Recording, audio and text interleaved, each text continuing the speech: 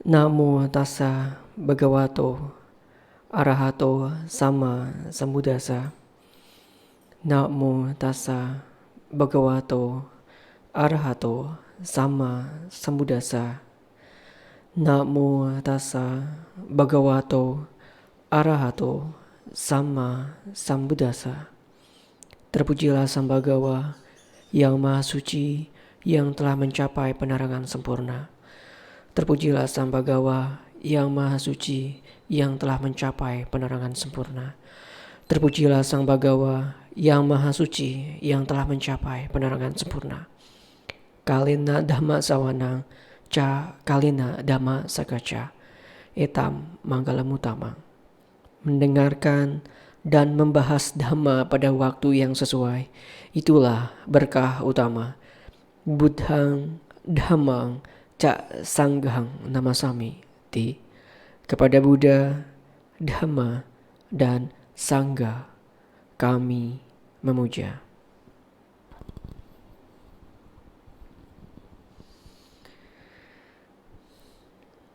Pertama-tama saya ucapkan kepada teman-teman dan kepada para bapak ibu sekalian, Sotihotu Namo Buddhaya.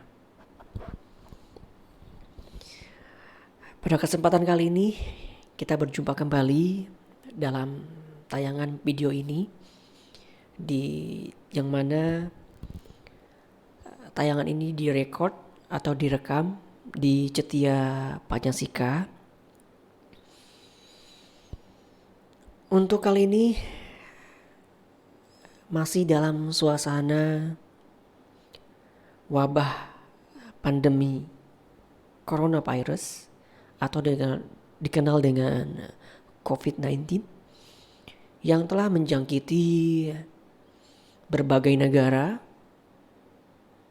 dan termasuk Indonesia. Dan sebagian besar dari penduduk Indonesia terkena dampaknya. Barangkali terkena masalah pekerjaan, pemutusan kontrak kerja atau PHK, dan juga masalah kehidupan ekonomi yang mulai tidak stabil. Yang mana saat sekarang semakin tinggi tingkat infeksinya atau yang terjangkiti makin banyak, sudah sampai 20 ribuan lebih yang saat sekarang direkam di Indonesia sendiri. Yang positif COVID-19 itu total 20.798 orang per tanggal saat sekarang direkam. Nah, oleh karenanya para bapak ibu, meskipun saat sekarang kita sudah tidak lagi work from home karena kita menjelang liburan Idul Fitri, liburan kali ini nampaknya agak sedikit berbeda.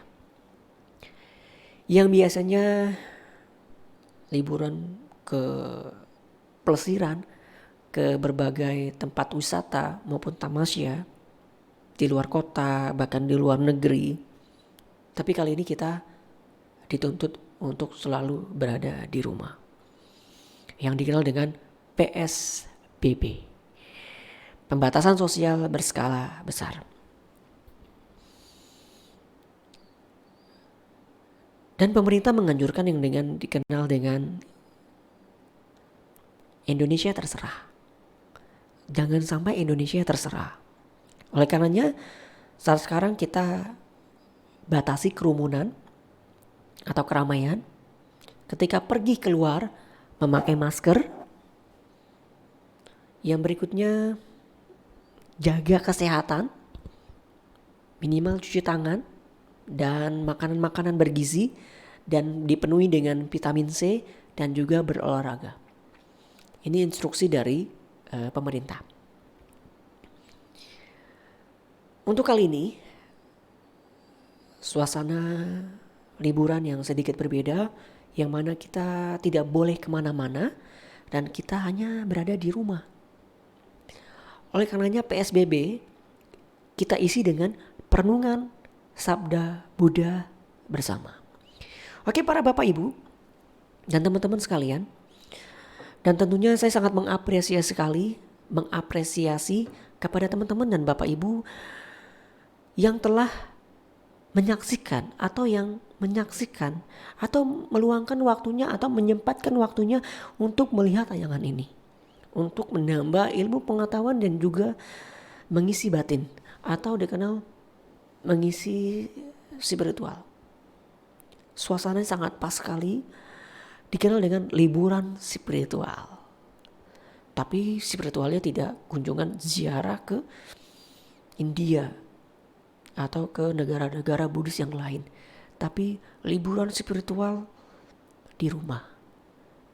Oke para Bapak Ibu dan teman-teman sekalian yang saya hormati, kebetulan di tangan saya sudah ada yang namanya, sudah kelihatan para Bapak Ibu?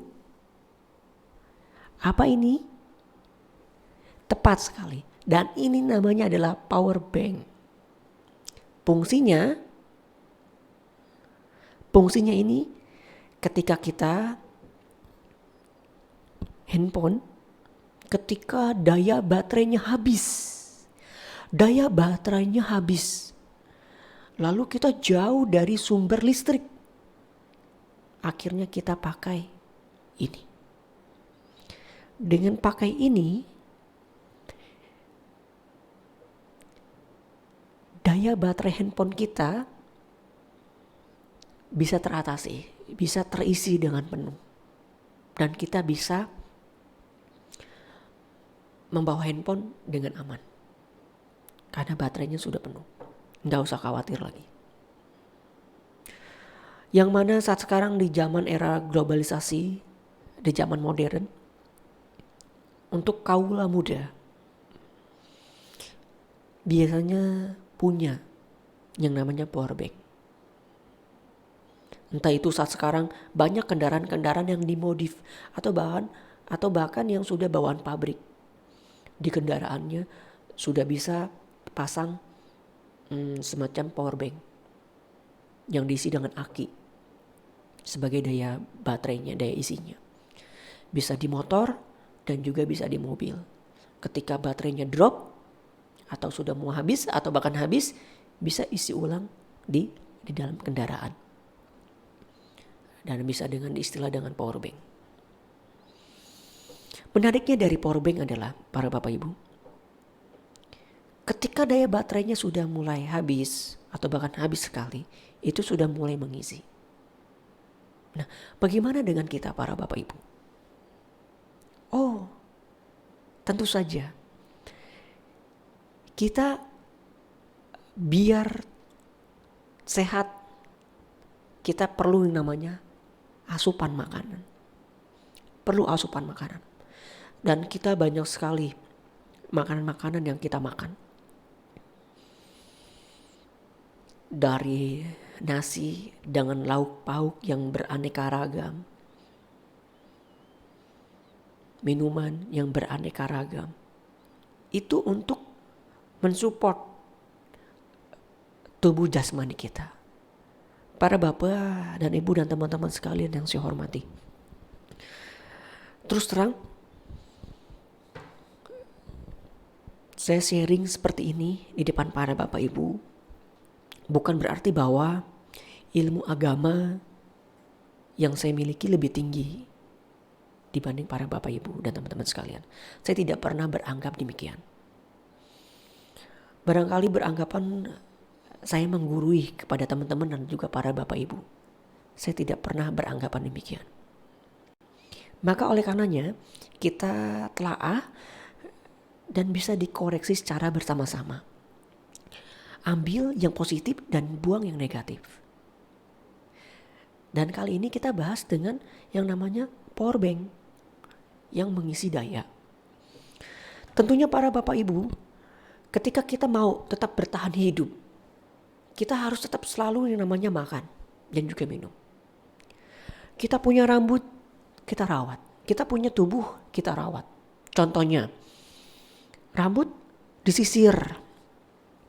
Atau misalnya dipakein sampo ketika dimandi. Kita mandi pakai sabun. Itu untuk merawat tubuh, untuk kebersihan tubuh, untuk kebersihan jasmani. Kalau kita makan, itu untuk menjaga kesehatan, agar kita tetap bertahan. Daya kekuatannya, daya baterai kita istilahnya. Namun perlu diingat para bapak dan ibu, manusia berdasarkan di dalam bahasa Pali itu dikenal dengan manusa, double S, manusa, yang terdiri dari dua suku kata. Apa itu? Yang pertama adalah mano, yang artinya pikiran. Sedangkan usa adalah artinya luhur. Jadi ketika mano dan usa digabung mendapatkan deklinasi diganti u, manusa. Yang artinya sesosok makhluk yang mempunyai pikiran yang luhur, yang tinggi. Oleh karenanya para bapak dan ibu, saat sekarang kita sudah terlahir sebagai manusia. Gunakan waktunya sebaik mungkin untuk kegiatan-kegiatan yang positif. Untuk kegiatan-kegiatan yang positif. Dan tubuh manusia, apa sih yang membedakan antara makhluk hidup dengan makhluk-makhluk yang lain, para bapak ibu? Contohnya misalnya, banyak sekali yang beranggapan saat sekarang tumbuhan-tumbuhan, pepohonan itu banyak sekali yang bilang umat Buddha itu termasuk sebagai makhluk hidup. Padahal para bapak ibu tahu tidak? Tumbuh-tumbuhan, bunga-bungahan, pepohonan ataupun tanaman di dalam agama Buddha bukan termasuk sebagai makhluk hidup. Maksudnya makhluk yang benar-benar hidup. Kenapa tidak dianggap sebagai makhluk hidup? Contohnya kalau hewan itu di dalam 31 alam kehidupan para bapak ibu. Hewan termasuk sebagai makhluk hidup. Baik hewan yang berkaki 2, berkaki 4, berkaki banyak, bahkan hewan yang tak berkaki. Sebagai makhluk hidup. Manusia sebagai makhluk hidup. Tapi kalau tumbuh-tumbuhan, pepohonan, tanaman, dan berbagai jenis bunga-bungahan, itu tidak termasuk kategori sebagai makhluk hidup. Kenapa? Karena mereka banyak saat sekarang yang bilang tumbuh-tumbuhan itu makhluk hidup. Karena ciri-ciri dari makhluk hidup bernapas. Oke, betul. Tumbuh-tumbuhan, tanaman, bebungahan, pepohonan bernapas dengan berfotosintesis. Dengan stomata. Lalu mereka dapat nutrisi makanan dari akar. Makanya tumbuhan dari kecil, dari kayak gini misalnya, dari kecil besar, bertumbuh kembang. Bahkan bertunas, berkembang biak, dan berbuah. Sebagai kategori yang makhluk hidup. Bergerak. Karena menuju ke arah matahari, sinar matahari. Ini dalam ilmu pengetahuan alam sebagai makhluk hidup. Tapi dalam agama Buddha,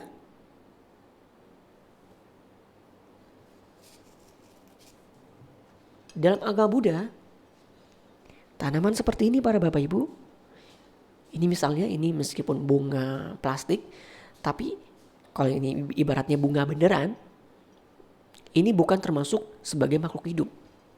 Kenapa? Karena unsurnya tidak lengkap. Karena hanya meliputi unsur fisiknya aja. Unsur jasmaninya aja yang ada. Tapi unsur batinnya tidak ada para bapak ibu. Berbeda dengan manusia. Berbeda dengan hewan. Hewan selain unsur fisiknya lengkap dan juga ada unsur batinnya. Apa itu unsur batinnya? Contohnya Ketika anjing tidak secara sengaja, kita punya anjing, kita punya peliharaan apapun itu, ekornya keinjak misalnya. Dia langsung kesakitan. Misalnya aik seperti itu misalnya. Bahkan mau menggigit kita misalnya. Nah, batinnya ada. Ada perasaan di sana.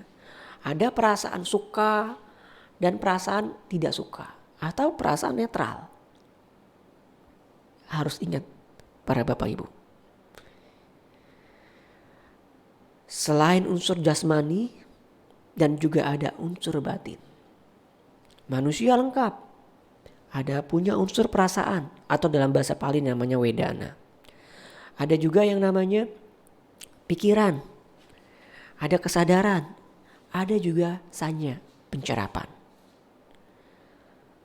Ada wedana, ada cita, ada sanya,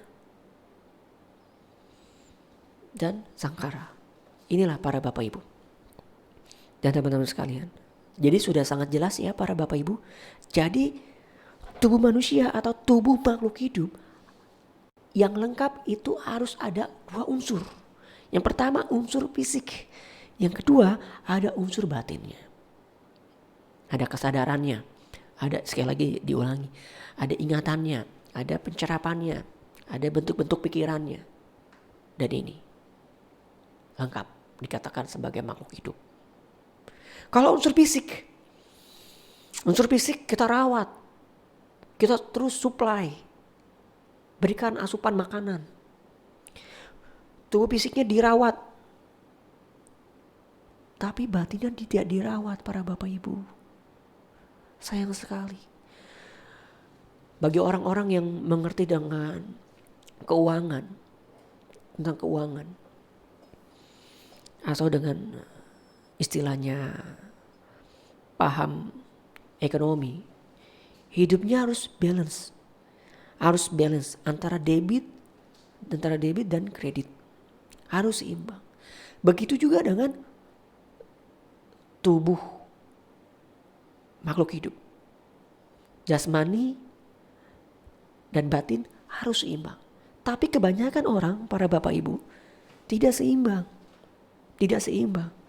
Mereka begitu banyak mencurahkan perhatiannya terhadap fisiknya aja.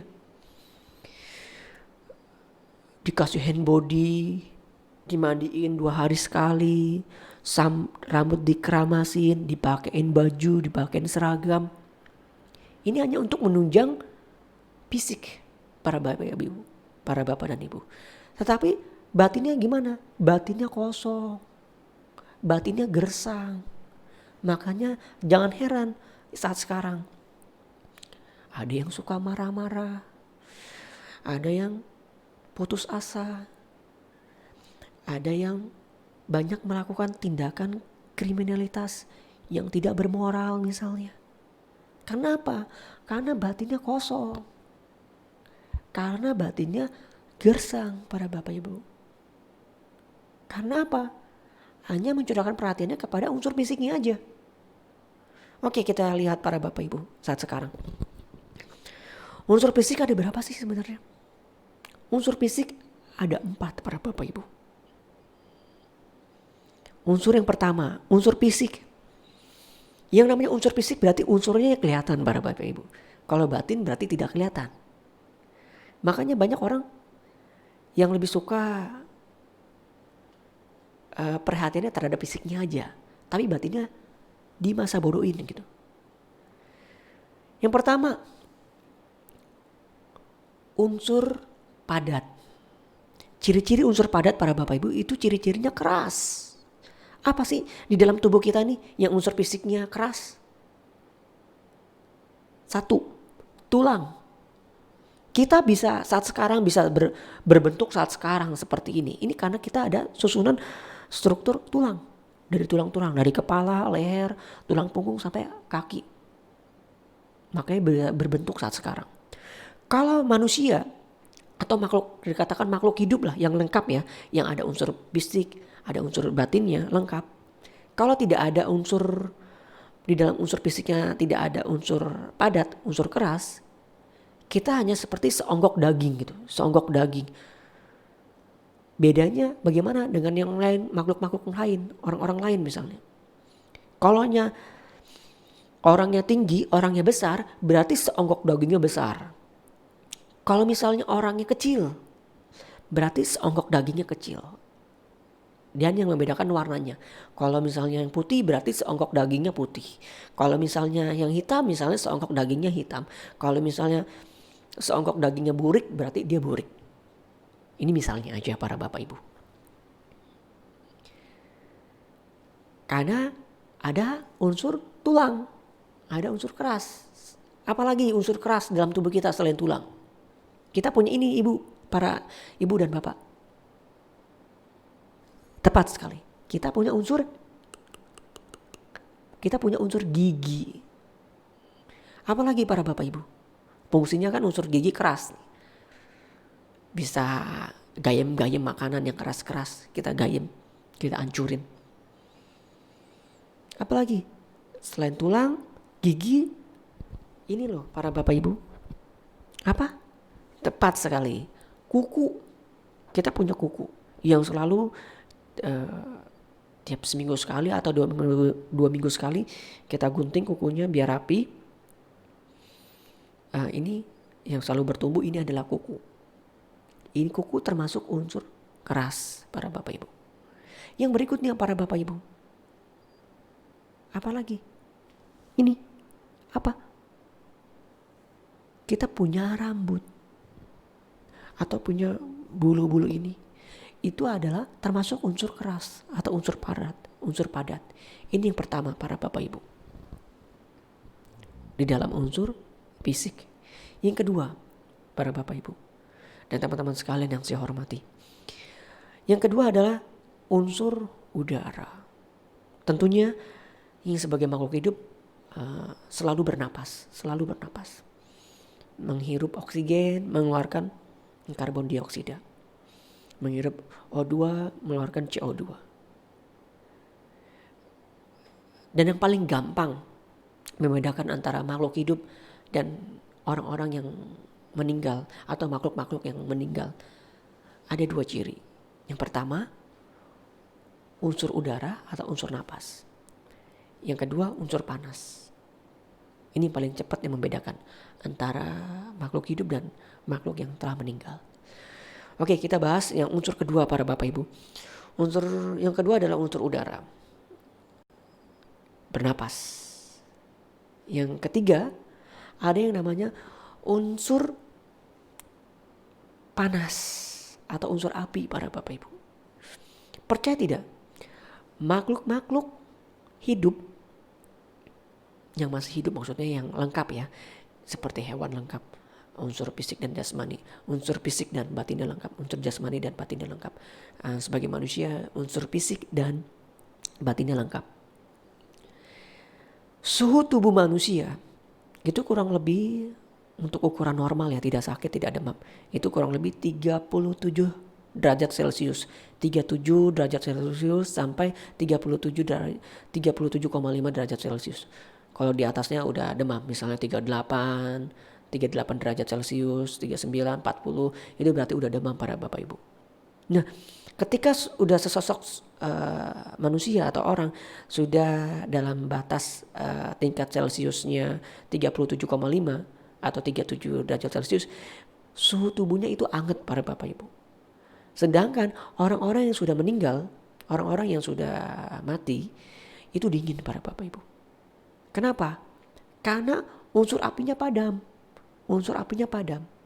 Yang paling cepat 2 unsur tadi, unsur api dan unsur udara, yang bisa membedakan antara makhluk hidup dan orang yang meninggal. Itu cepat sekali padamnya. Berbeda dengan terurainya unsur padat. Karena unsurnya padat, keras. Jadi harus memerlukan waktu yang lebih lama untuk mengurainya. Maka jangan heran para bapak ibu, ketika kita meninggal, kita dipilihkan berbagai macam pilihan atau opsi. Ketika kita meninggal nanti misalnya, mau dikremasi, kita kembali lagi ke unsur api.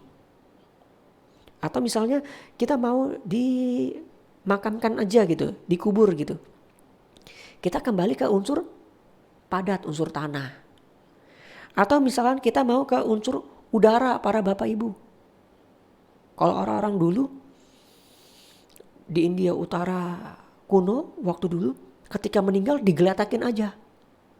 Digeletakin aja gitu para Bapak Ibu. Hanya biar udara yang mengurai. Sama seperti di Bali istilahnya. Yang di jenazahnya hanya digeletakin aja di bawah akar pohon misalnya. Biar akan terurai sendirinya. Begitu juga dengan unsur air. Unsur air para Bapak Ibu. Ada juga orang-orang yang misalnya tenggelam. Itu akan terurai. Dan kembali ke air misalnya. Unsur api para Bapak Ibu. Maka jangan heran kalau kita pegang leher kita. Itu anget para Bapak Ibu. Karena kita apa? Karena kita punya sumber api dalam tubuh kita. Meskipun kita tidak kelihatan apinya di mana. Tapi ciri-ciri api adalah mempunyai suhu tubuh yang panas, yang hangat lah gitu. Tidak dingin. Nah, maka jangan heran kita ini punya unsur api. Sudah 3 unsur para Bapak Ibu yang kita bahas di dalam unsur fisik. Sekali lagi saya ulangi, ada unsur padat, ada unsur udara, ada unsur api, panas, dan terakhir ada unsur cair atau unsur air. Apa sih para Bapak Ibu dalam tubuh kita yang ada air-airnya yang mengandung cair-cairan? Kita punya organ-organ tubuh dan selalu diliputi dengan air. Kita kalau misalnya mata kita kelilipan debu misalnya, atau misalnya tojok misalnya, kita akan ngeluarin air mata. Kalau misalnya ada yang nangis misalnya, itu ngeluarin air mata. Lalu misalnya apa lagi dalam tubuh kita? Darah, itu unsur air. Keringat, itu unsur air yang keluar dari pori-pori. Dari mulut misalnya, itu juga unsur cair. Dan ini banyak sekali unsur-unsur cair di dalam tubuh kita para Bapak Ibu. Sudah 4 unsur yang kita bahas di dalam tubuh manusia. Maka jangan heran saat sekarang banyak orang mencurahkan perhatiannya terhadap jasmaninya aja yang dirawat para Bapak Ibu. Sayangnya unsur batinnya tidak dirawat. Lalu bagaimana dengan cara kita mengisi batin kita? Bagaimana kita mengisi batin kita tidak kering, tidak gersang? Ibaratnya nih, kita nih jomplang, para Bapak, jomplang hidupnya. Kita hanya memperdulikan tubuh fisiknya aja. Batin di nomor 2 kan. Kalau bisa batin gak usah diurus gitu. Padahal sekali lagi para Bapak Ibu, kita punya 2 unsur. Yang pertama unsur fisik dan yang kedua unsur batin. Bagaimana kita mencharge lagi? Ibaratnya kita biar dapat mensuplai power di dalam batin kita. Ibaratnya nih kita akan ngisi dengan power bank nih batin kita. Bisa gak? Gak bisa para Bapak Ibu. Bagaimana sih kalau kita mau ngisi baterai di dalam batin kita misalnya. Ibaratnya kalau ada baterainya misalnya. Sekali lagi dengan PSBB, dengan perenungan Sabda Buddha bersama. Caranya sama saat sekarang para Bapak Ibu. Yang para Bapak Ibu saat sekarang sedang menyaksikan tayangan ini, yang sedang melihat tayangan ini, yang direkod di Cetia Panjasika, yang mana banyak sekali wihara-wihara yang ditutup sementara istilahnya. Karena sesuai dengan anjuran pemerintah menghindari dari kerumunan banyak orang. Jaga jarak. Tidak menutup kemungkinan wihara-wihara maupun cetia-cetia melakukan untuk mengisi batin seperti ini. Para Bapak Ibu. mengisi batin seperti ini. Para bapak ibu misalnya membaca suta-suta, membacakan ibadah atau kebaktian di rumah, melakukan meditasi di rumah, membaca majalah-majalah yang beragama Buddha, misalnya yang berkenan dengan agama Buddha, itu akan mengisi batin para bapak ibu. Apalagi saat sekarang banyak sekali yang memperdebatkan kebenaran. Ada yang bilang ini bukan kebenaran, yang ini kebenaran, yang ini bukan, yang ini tidak. Istilahnya sama, saya boleh mengutip para bapak ibu. Jika boleh mengutip di dalam Udana 6.4, di dalam Sutta Tita atau dengan Tita Sutta, di sana dijelaskan banyak orang yang berselisih paham tentang kebenaran. Oh, dhamma ini sifatnya seperti ini, kebenaran ini sifatnya seperti ini. Diibaratkan di dalam isi sutta ya, di dalam isi sutta, di dalam Tita Sutta tersebut, isinya diceritakan ketika Sang Buddha sedang berada di kuti, di suatu tempat istilahnya. Banyak orang yang memperdebatkan kebenaran atau dhamma istilahnya. Dan pada saat itu di kehidupan Buddha masih hidup, ketika kehidupan Sang Buddha masih hidup, ajaran Sang Buddha ini yang paling terbaru sebenarnya. Sebenarnya banyak aliran-aliran lain atau sekte-sekte lain, penganut aliran lain. Yang terkenal itu ada 6 sekte lain pada saat itu. Dan agama Buddha istilahnya ya, ajaran Petapa Gautama gitu. Ajaran Petapa Gautama itu yang paling terbaru. Ibaratnya yang baru dibanding petapa-petapa yang lain yang udah lebih lama gitu. Mereka berselisih paham,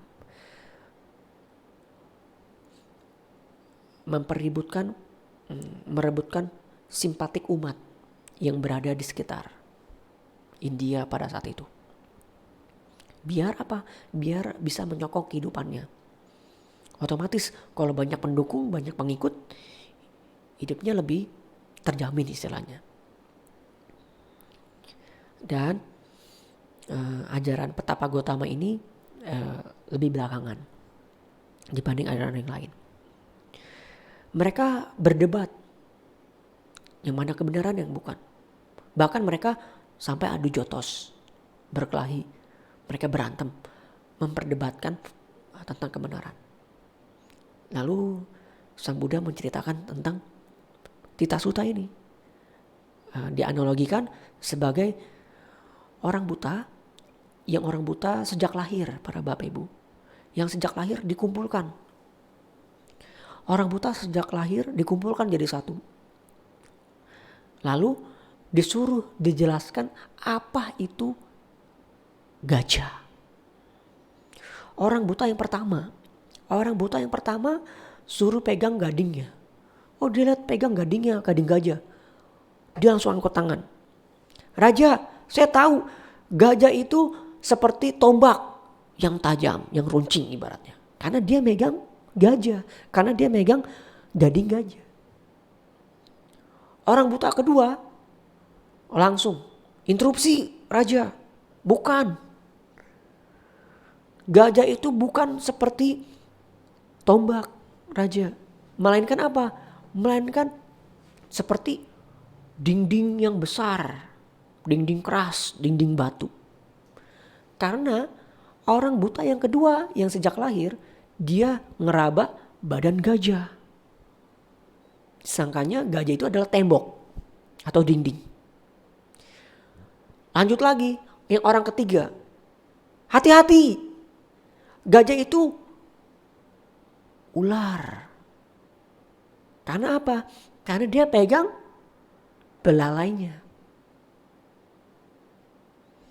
Yang orang keempat mengatakan bukan. Bukan tombak, bukan tembok, bukan juga ular, tapi pilar. Karena orang buta yang keempat pegang apa? Pegang kaki gajah. Pegang kaki gajah, oh ternyata sebuah pilar. Atau istilahnya batang pohon lah, atau pohon lah gitu, pohon, batang pohon gitu, pilar ataupun pohon lah begitu. Kaki gajah, karena orang yang keempat itu pegang kaki gajah. Yang orang buta yang sejak lahir yang kelima dan keenam juga berpendapat yang lain. Karena dia ngerasa ada kibasan angin dari kuping atau telinga gajah, bilang dia pegang gini, ternyata gajah itu adalah sebuah kipas yang besar. Yang orang kelima bilang. Sedangkan yang orang keenam, dia megang ekornya.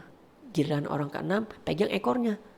Dilihat, aku tahu gajah itu seperti sapu ijuk. Sapu ijuk yang menyapu gitu. Nah, dari cerita ini kita tahu dari 6 orang buta yang sejak lahir, apakah mereka menyebutkan benar bahwa itu gajah seperti itu? Sebenarnya orang buta tersebut tidaklah salah. Mereka benar. Tapi dengan persepsi masing-masing. Sesuai dengan yang ia pegang. Bisa dikatakan gading sebagai tombak. Karena dia pegangnya gadingnya. Ada yang juga megangnya badannya seperti tembok. Bisa jadi. Karena dia gak bisa ngelihat. Gak bisa lihat. Dia hanya bisa ngeraba. Ini loh. Gajah ini seperti ini. Persepsinya beda-beda. Jadi dari 6 orang buta itu persepsinya beda-beda terhadap seekor gajah. Yang mempunyai penglihatan yang normal, yang mata normal, bisa lihat, gajah ini bentuknya seperti ini. Ini loh satu kesatuan. Ini loh satu kesatuan seperti ini. Tapi ketika kita bilang, apakah ke-6 orang buta itu benar? Juga tidak. Kenapa? Karena mereka tidak menyebutkan bahwa itu gajah seperti itu. Hanya persepsi masing-masing. Nah, begitu juga dengan kita para Bapak Ibu. Kita ini, kalau misalnya para Bapak Ibu hanya merawat fisiknya aja, mengabaikan batinnya, itu persis seperti orang buta. Persis orang buta. Makanya kehidupannya gersang.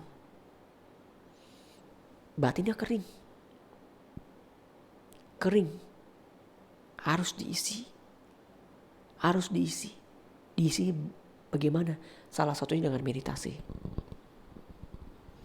Mensuplai batinnya. Men-charge lagi batinnya dengan melakukan meditasi. Ingat para Bapak Ibu, PSBB, perenungan Sabda Buddha bersama. Hashtag di rumah aja. Karena kita waktunya nih liburan saat sekarang kita gak bisa kemana-mana. Akhirnya kita liburan spiritual di rumah. Liburan spiritual batin. Oke, baik kepada para Bapak Ibu, saya ucapkan terima kasih banyak atas segala perhatiannya yang telah menyaksikan tayangan video ini. Saya tutup, akhiri dengan Sabe Sata Bhavantu Sukhitata. Semoga semua makhluk berbahagia. Sadu, sadu, sadu. Sotihotu Namo Buddhaya.